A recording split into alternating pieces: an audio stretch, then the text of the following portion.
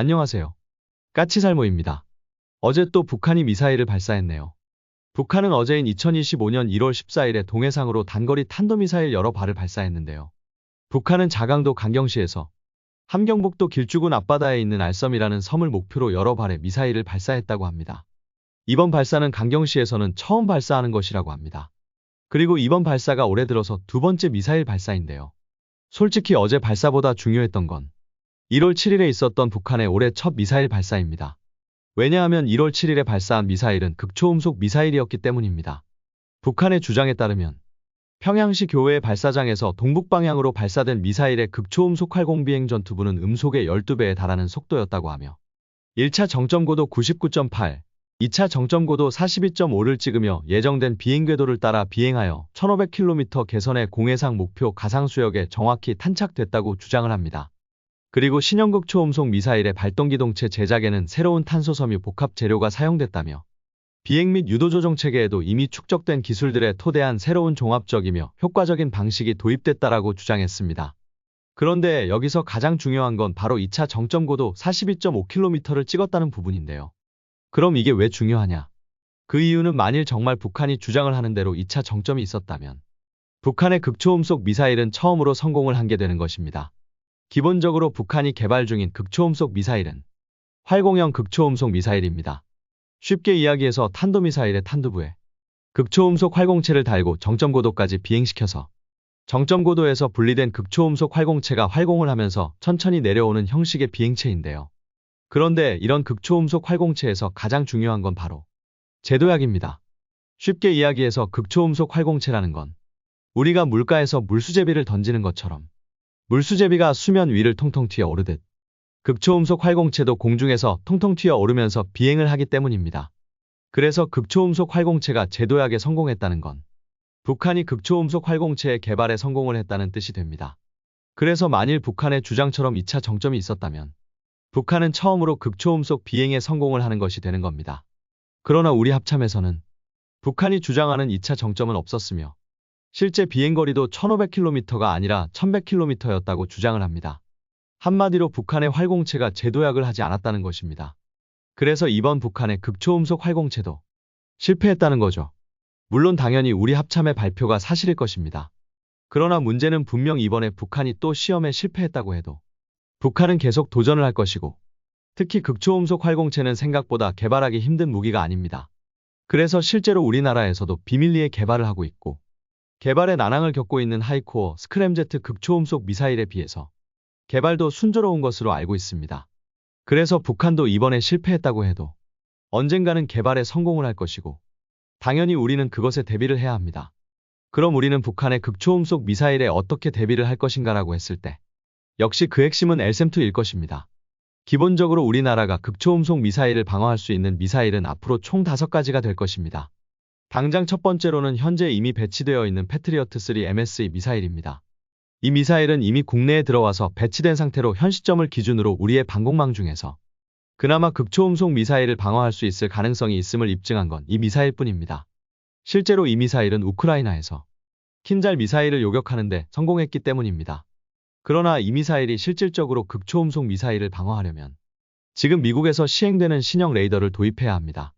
당연히 우리나라도 신형 레이더를 도입할 것입니다만 아직은 미국조차도 신형 레이더는 시범 배치가 이루어지는 상태이기 때문에 우리의 패트리어트 포대가 개량되어서 극초음속 미사일을 방어할 수 있으려면 먼 이야기죠. 그리고 다음은 천궁3인데요. 천궁3는 미국의 패트리어트3 MSE 미사일에 준하는 성능의 미사일로 그래서 이 미사일도 극초음속 미사일을 요격할 수 있을 것으로 기대됩니다. 그러나 문제는 어차피 패트리어트3 MSE나 천궁3 둘 다 극초음속 미사일의 종말 단계에서 요격하는 방식의 요격수단으로 당연히 효과적인 요격수단은 되지는 못합니다. 말 그대로 최후의 방어 수단일 뿐입니다. 그래서 극초음속 미사일의 중간 단계에서 요격할 수 있는 미사일이 있어야 하는데요. 우선 가장 먼저 배치되는 건 정조대왕함에 배치되는 SM-6가 제한적이지만 극초음속 미사일의 중간 단계에 요격이 가능합니다. 그러나 솔직히 말해서 그건 미국이나 일본 이야기이고요. 어차피 정조대왕함에는 CEC가 없기 때문에 아무리 정조대왕함에 SM-6가 탑재된다고 해도 효과적인 요격수단은 되지 못할 것입니다. 그래서 우리나라의 극초음속 미사일 요격수단 중에서 가장 효과적인 요격수단은 KDDX에 탑재되는 함대공 유도탄2와 그리고 LSM-2의 극초음속 미사일 요격 미사일일 것입니다. 특히 함대공 유도탄2는 미국의 SM-6처럼 적의 대한미사일부터 시작해서 극초음속 미사일까지 여러 종류의 공격을 전부 막아내는 다목적 요격 미사일이기 때문에 탄두가 파편탄두인 것에 반해서 LSM-2의 극초음속 미사일 요격 미사일은 순수하게 적의 극초음속 미사일의 요격만을 목적으로 하는 미사일이기 때문에 탄두도 함대공 유도탄2처럼 파편탄두가 아니라 직접 충돌해서 요격하는 직격탄두입니다. 그래서 성능으로만 본다면 우리나라에 앞으로 배치되는 요격미사일 중에서 북한의 극초음속 미사일에 대해서 가장 효과적인 요격을 할 수 있는 게 바로 LSM-2의 극초음속 미사일 요격 미사일일 것입니다. 그리고 드디어 LSM-2의 개발이 본격화한다고 합니다. 방사청은 어제인 2025년 1월 14일 화요일에 국방과학연구소에서 LSM-2 체계 개발 사업 착수회의를 열었다고 합니다. 그리고 이번 LSM-2 개발에는 총 19개 회사가 참여한다고 하고요. LSM-2는 총 사업비 2조 7,100억을 들여서 2035년까지 LSM-2를 개발 배치하는 게 목표인데요. 이번 체계 개발은 2028년까지 이루어지며 사업비는 5,677억이 들어간다고 합니다.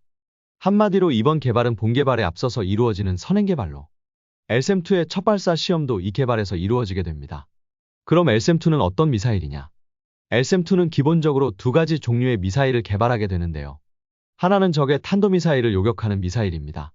이 미사일은 기본적으로 LSM이 요격고도가 50에서 60km 사이인 것에 반해서 LSM-2는 요격고도가 100에서 150km 사이의 미사일로 미국의 사드와 똑같은 고도에서 요격하는 미사일입니다.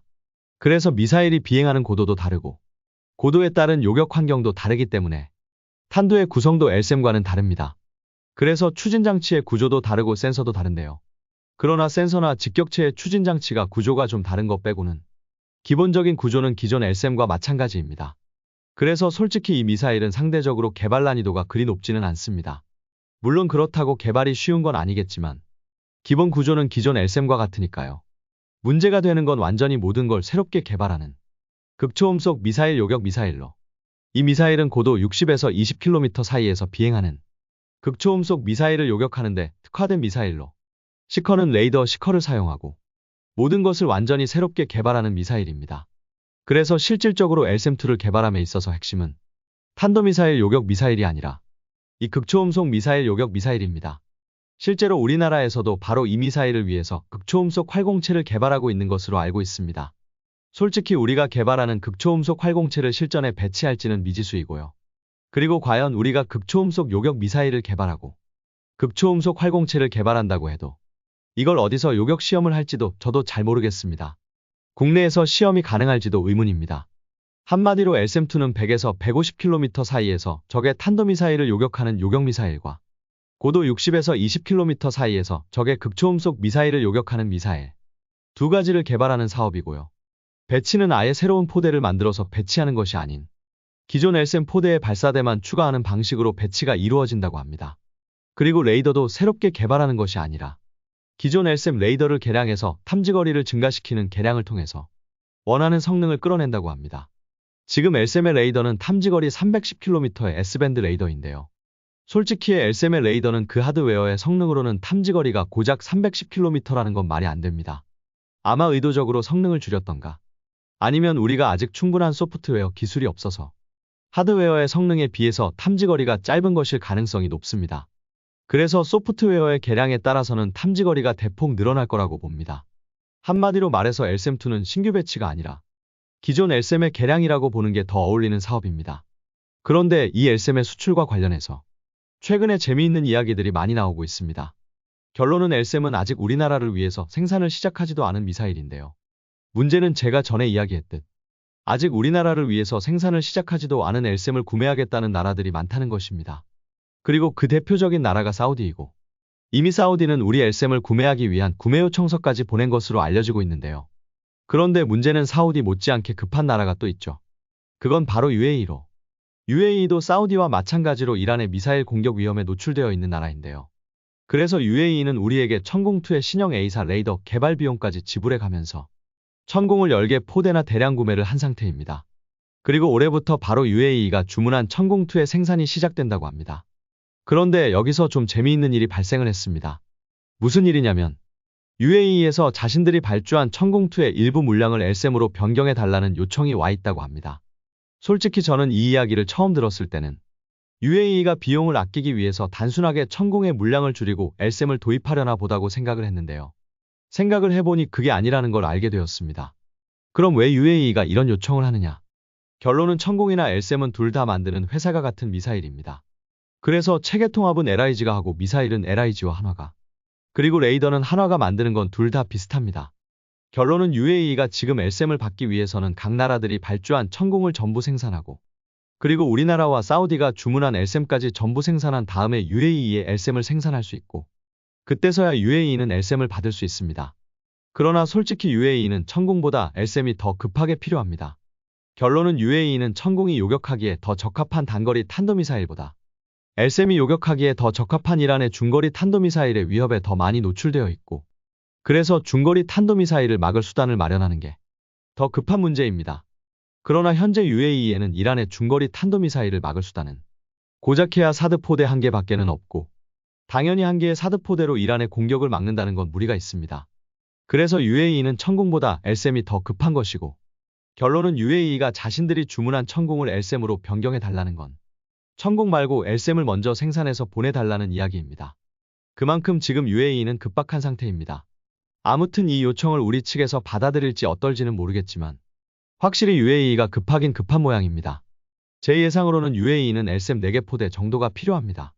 결론은 국토 면적이 우리나라와 비슷하기 때문에 자신들의 전 국토를 중첩방어하려면 우리처럼 LSM 4개 포대가 필요하고 전에 이란이 이스라엘을 상대로 공격했을 때 이스라엘은 여러 겹으로 중첩방어되는 요격망을 가동했지만 이란의 미사일을 전부 막지 못하고 일부가 이스라엘의 방공망을 돌파한 것으로 알려지고 있습니다. 그래서 LSM뿐만 아니라 UAE는 천공의 물량도 줄이지 못할 거라고 봅니다. 특히 천공은 이란의 중거리 미사일이 LSM을 돌파하고 들어왔을 때 최종 방어선이 되어주는 건 물론 후티 반군의 공격까지도 방어해야 하기 때문에 상당한 수량이 필요할 것입니다. 아무튼 그래서 UAE가 정말 급하긴 급한 모양입니다. 자신들의 천공 물량 대신 LSM을 먼저 생산해 달라고 요청을 하는 것을 보니까요. 그래서 지금 각 나라들의 LSM을 빨리 공급받기 위한 레이스가 시작되었고요.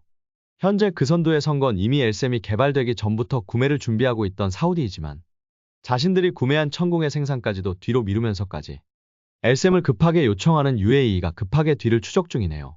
그럼 과연 사우디와 UAE의 뒤를 이어서 LSM을 구매하겠다고 하는 나라는 어디일까요? 저의 예상은 역시 우리로부터 대량의 천공을 구매한 이라크가 되지 않을까 하는데요. 아무튼 드디어 LSM2의 개발이 본격화하였고 드디어 체계 개발이 시작되었습니다. 그리고 우리는 이번 개발을 통해서 미국의 사드와 동급의 요격미사일을 보유하는 한편 실질적인 극초음속 미사일 방어 시스템을 구축할 수 있게 될 것입니다. 참고로 KDDX에 탑재하는 함대공 탄도미사일 요격미사일은 LSM이 아니라 LSM2가 될 거라고 하고요. 기본적으로 적의 극초음속 미사일과 대한미사일을 막는 함대공 유도탄2는 LSM2의 극초음속 요격미사일과는 별도로 개발이 되지만 탄도미사일 요격미사일은 LSM2의 탄도미사일 요격미사일을 거의 그대로 KDDX에 탑재하게 됩니다.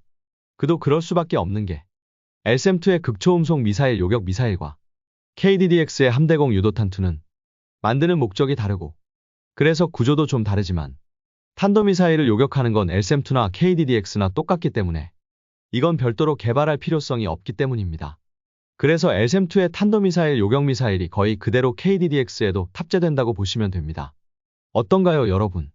드디어 LSM2의 개발이 본격화하였고 그리고 각 나라들이 LSM을 구매하기 위한 경쟁도 갈수록 치열해지고 있는데요. 그래도 요즘 기쁜 소식이 별로 없는데 그나마 반가운 소식이 아닌가 합니다. 이상 영상 봐주셔서 감사합니다.